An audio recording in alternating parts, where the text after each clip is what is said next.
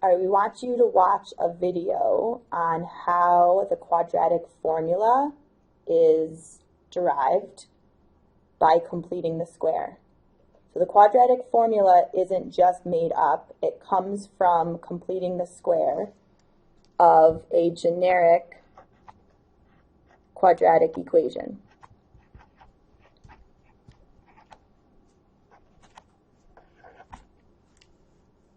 You can't complete the square unless your a term is 1. So our first step is going to be to divide through our quadratic equation by our a term, which is a.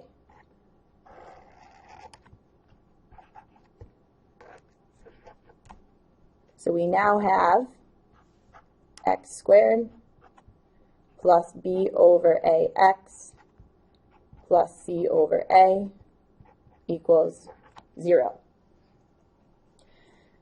Now we can complete the square. So our first step to complete the square is to move the c term to the other side.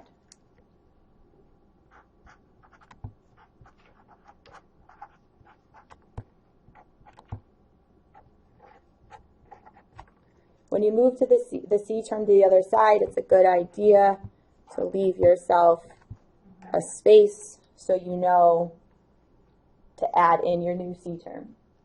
Now we're going to add in our new c term. The way you add in your new c term is to take half your b term and square it. So off to the side, we're going to take half of our b term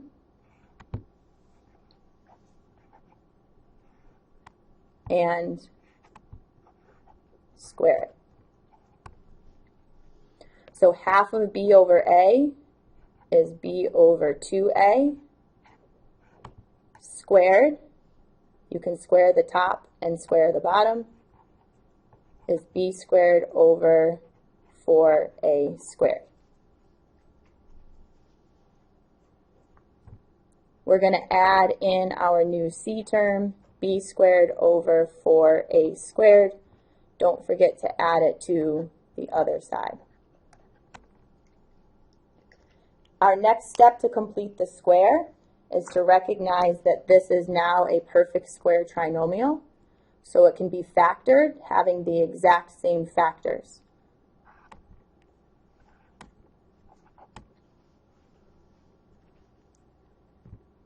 In class, we discussed how the number in here is always half of this number, so we can write it as b over 2a.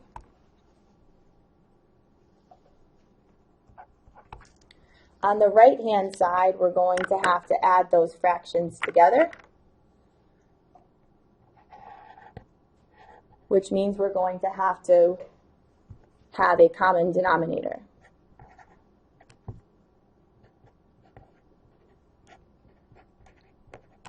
Our common denominator for these fractions would be 4a squared.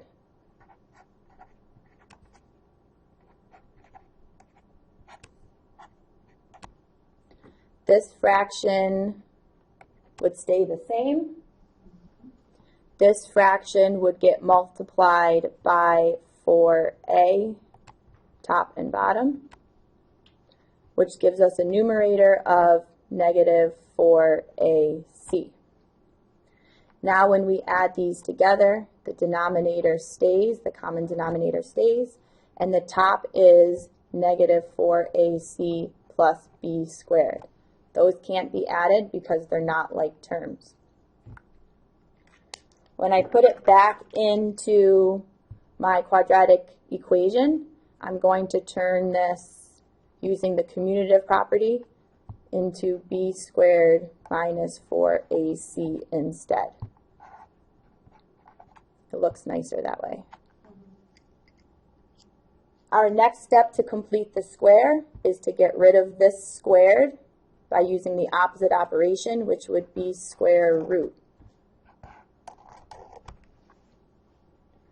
The square and square root cancel each other out. We're left with x plus b over 2a.